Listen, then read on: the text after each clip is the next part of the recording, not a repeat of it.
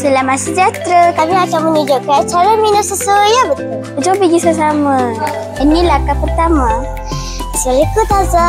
Waalaikumsalam warahmatullahi. Saya ingin mengambil susu. Tahun berapa dan nombor berapa? Tahun 5, 23.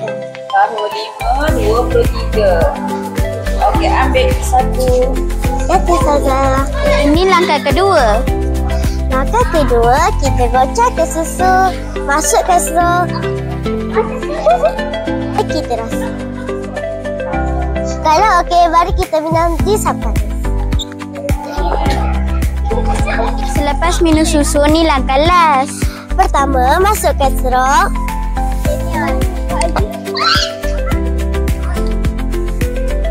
Yang kedua, kebekkan seperti ini.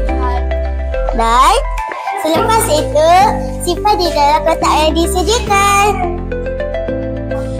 Begitulah cara minum susu yang betul. Jangan lupa yang kawan-kawan.